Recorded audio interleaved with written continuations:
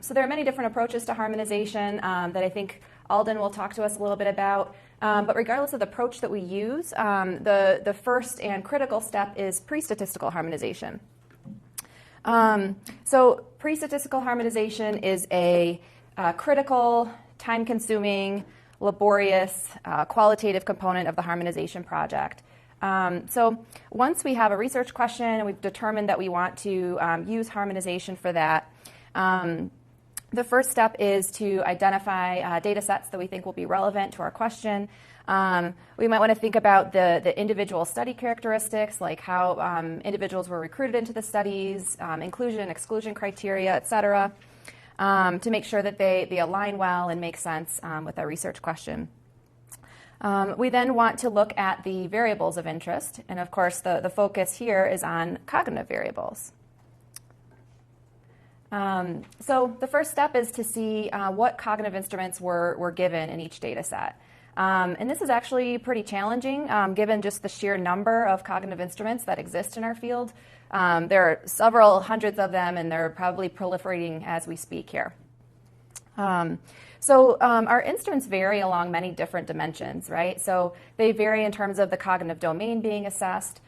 So we might have, one test being a global cognitive screening instrument like the MMSE. We might have another test that specifically focuses on something like language or visual spatial processing or abstract reasoning, et cetera. And so tests assessing different domains may or may not be relevant to our research question, and they may or may not align well across different data sets. So that's an important thing to think about and look at when we're first taking stock of what data we have. Our tests also vary with regard to measurement precision.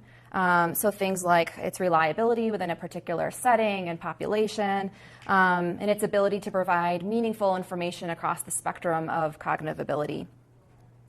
For research questions pertaining to longitudinal analyses, we want to think about whether our tests are sensitive to change over time, how sensitive they are to practice effects, et cetera, and there can be a lot of variability across tests with regard to that. We also want to think about the test sensitivity to demographic factors such as age. So we know, for example, that some tests decline with a healthy aging process, whereas others may remain stable or even improve with increased age. If we're thinking about combining data cross-culturally, this is particularly challenging, and we want to think about whether the tests that we're using are similarly relevant and meaningful across linguistic or cultural groups. Okay. So once we've looked at what tests we have, we then want to look at what information is gathered in each data set for each particular test. So we have a lot of variability here as well. So some of our tests may just generate a single score, like the animal naming test, total number correct. Other tests may generate a number of subscores. So for example, the California verbal learning test, I counted, we've got 74 different scores and subscores for that particular test, and even double that when we think about both raw and demographically corrected scores. And a particular study may choose to record a specific subset of those subscores depending on what their research goals are. All right, so another thing to think about is some of our tests can be decomposed into multiple items. So for example, the MMSE, the Mini Mental State Examination, we have each 30 different items. And studies may choose to record that item level data, or they may choose to just record the subscores or total scores. When we're thinking about the types of scores as well, I mentioned, some studies may record just raw scores, others may report demographically corrected scores in some way, and if they do that, we want to think about the source of normative data that they used and whether those align well across data sets. All right, so to get to this goal here of identifying potentially equivalent scores and variables across studies, we have to do a pretty deep dive. Okay, so there's another layer here that is not talked about quite as much, but I think is really important to think about when we're combining data. So even across seemingly equivalent cognitive tests, there can be other sources of variability. So for example, many of our most widely used cognitive instruments are updated periodically by the test publisher. And there can be tweaks made to the structure that can have an important impact on the meaning of the test scores. So as an example, one of our most widely used cognitive instruments, the WAIS, the Wechsler Adult Intelligence Scale, was originally published in the 50s, and it had updates in the 80s and the 90s, most recently, I believe, in 2008. And so, especially when we're thinking about longitudinal studies that have been going on for a long time, they may have begun with an earlier version of the test and maintained it for consistency. In addition to test version, we want to look at some studies will adapt a standardized test for their specific study goals. They may choose to administer an abbreviated set of items or adjust the standardized procedures in other ways to meet the needs of their population or their study goals. There can be other administration procedures that can vary across studies, such as the circumstances under which a test is discontinued due to inability to complete it.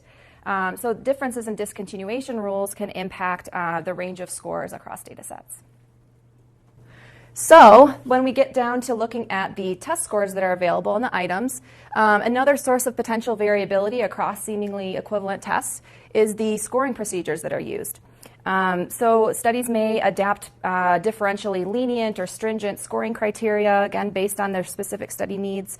There may also be just differences in response coding, so the code that's used for a correct or incorrect response. And it's really important to capture all of that information. All right, so with all of that in mind, I wanted to share kind of how we went about this for this project that we're working on. So the BP-COG study is led by Deb Levine at the University of Michigan, who I believe is actually a former participant in this workshop. And I think that this idea came from collaborations that she developed here. So it's kind of cool. So the goal of this project is to look at associations between blood pressure over the life course and racial and ethnic disparities in cognitive decline. And so in order to accomplish this, we sought to harmonize cognitive data across 6 longitudinal cohort studies. They're listed here. So here are the steps that we took. So again, we first identified and categorized the cognitive instruments into their specific domains. And in order to get all of this rich procedural information about how the tests were implemented, we contacted cohort study investigators. And we requested their unpublished administration, scoring, procedural details, the test forms that they used, any instructions to the interviewers, et cetera. And then we spent quite a bit of time going into the details for each test. So this is what we extracted. So we looked at the published test version. We looked at any study-specific test adaptations that were done. We looked at the scores and items available for each instrument, any details regarding coding procedures, and then we recorded the possible minimum and maximum raw scores based on the instrument structure and the procedures for each test. And then finally, we looked at the actual data across each study to look at the score ranges and distributions. All right, so this is obviously way too much to take in, but I just wanted to give an example of how we documented all of this. So this is documenting the item level data that we looked at for a number of our screening instruments. So you can see we made note of the study, the test, the item, notes on the coding procedures, and then any additional notes on how they scored or administered the item. All right. So turning to results, this was our first step here where we identified each of the instruments that were given across studies and categorized them into their domains. And then from a bird's eye view, we looked at how much overlap was there or how many common instruments were given across studies. And the ones that we flagged initially as potentially linkable are highlighted here in orange. And you can see, on first glance, things are looking pretty good. It looks like there's a lot of overlap, a lot of equivalent tests being given across studies. But when we did our deeper dive, this is a truncated version of the table. It goes on for probably 30 pages or so. But just to give an example, once we did our deep dive, we found many, many sources of variability across the studies. So we found many differences in the test version, And I'll go through an example in a moment of that. We saw differences in the summary scores that were provided. And again, I'll go through an example of that in a moment. And we also saw differences in test adaptation. So for example, 2 cohorts gave the California Verbal Learning Test, and each of them gave an adapted version of that test for their specific study needs. And that really became clear when we were able to look at the unpublished documentation. All right, so I wanted to go through an example here of a test for which different test versions had an impact on how we interpreted the scores. So just to orient you, this is the digit symbol kind of family of tests. It goes by many different names. Respondents are given a key at the top with a series of numbers, and then there are a series of symbols that go below it. And then they're given a series of boxes below, and they have to fill in the symbols that go with the numbers. The main thing that we're extracting is how many they complete within a time limit. So people that perform better get more items within the time limit. This is a measure of attention, processing speed, visual scanning, working memory, kind of depending on who you ask. Let's see. Okay, so when we looked at this data across cohorts, we found that the ERIC and the CHS study gave the WAIS-R version, and Cardia and MESA gave the WAIS-3 version. So an important change that was made between the WAIS-R and the WAIS-3 was that in the WAIS-R, they're given 90 seconds to complete the task, whereas in the updated version, they get 120 seconds. And along with that, they increase the number of possible items. So the maximum score on the WAIS-3 version is higher than the maximum possible raw score for the WAIS-R version. So when we think about what that means, so an equivalent raw score, so for example, a raw score of 50, if they do that within 90 seconds, they're completing about 0.56 items per second. Whereas if they complete that same number within 120 seconds, they're working quite a bit more slowly. And this is precisely what we're trying to extract from the test. So it's really important that we can account for that. Oh, sorry. And then I just want to also make note, the NOMAS study used a similar test that's different in that in this key here, it's flipped. So the symbols are at the top, the numbers are at the bottom, and they're filling in the numbers that go with the symbols. And so this tends to have a high correlation with the digit symbol test, but scores tend to be a little bit lower, possibly because of the differences in search strategy that's required. And you can see along with that when we looked at the data that is potentially consistent for the NOMAS study. Okay.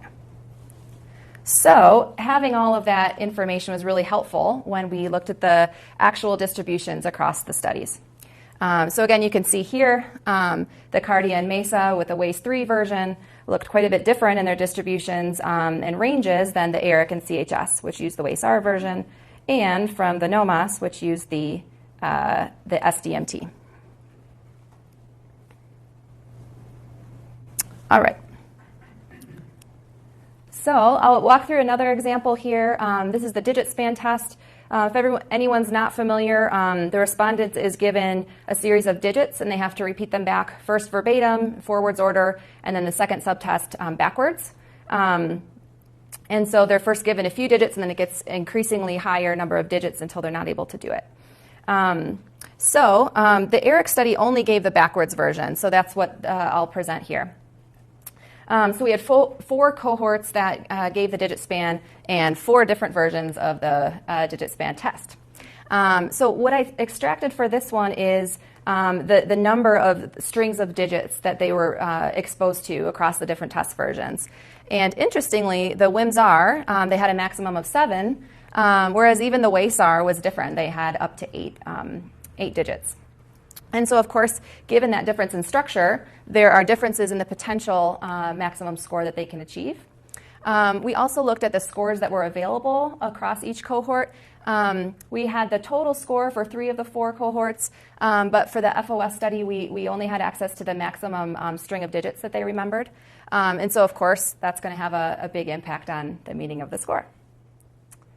All right. So again, all of this detail is really helpful when we're looking at the data and trying to understand how they look across the different cohorts. You can see, of course, the FOS looks quite a bit different, and the ERIC, the tails are pulled in a little bit. All right, so I wanted to also just briefly talk about some of the item level differences we found across cognitive screening instruments. And so here, again, we found procedural differences. So for example, for the MMSE, 4 studies gave it, 2 administered both world and serial 7s and scored the higher of the 2, whereas the other 2 gave just world backwards. Orientation to season, we found differences in scoring procedures, so how stringent or lenient they are across cohorts, where some got correct within 2 weeks, whereas others were correct within a month. And here we found differences in the response coding. So in CASI, a correct response was coded as a 2, whereas in some of the other studies, correct response was recorded as a 1. Okay. So as I mentioned earlier, when we were looking for these differences, we really made a determination on a case-by-case basis whether these procedural differences were meaningful or not when we thought about the data. And so the 2 examples I just gave, of course, they were clearly different and important to take into account. But other times, after we looked at it in some more detail, we decided, they're not meaningful enough to really worry about. And so I just wanted to give an example of that. So this is the orientation to place, given across several different studies. Sometimes they were given multiple choice. They were asked, are you in a clinic, store, or home? Other times they were asked the address where they were, or just to name the building or the name of the hospital. So this is one that I flagged initially. I was concerned about potential differences in the level of difficulty of this item. And of course, it was asked in a different way across the cohort. So Alden and I looked at this, and when we looked at the frequency of an incorrect response, the frequency was very low overall, and it was similarly low across the cohorts. So after we looked at this, we decided, all right, well, it's a little bit, different in terms of the administration, but it's not meaningful enough to really worry about. And so, sometimes there's a balance, right, between deciding whether to lump or whether to split. Sometimes it was really clear and easy, but other times it was a little bit more difficult, and it's really just a balance of determining how comfortable we are with these minor differences across studies. All right, so to summarize here, pre-statistical harmonization, it's necessary time investment. It is really tedious, and there's a lot of minutia to go through. But it's really rewarding, I think, when we can detect these differences across seemingly equivalent tests. Because if we didn't account for them and notice them, then we'd be getting systematic unmeasured variance by cohort that's not related to the underlying cognitive ability that we're interested in. So the next question is, well, how do we account for these differences? And for that, I'll leave you to your preferred statistical harmonization expert.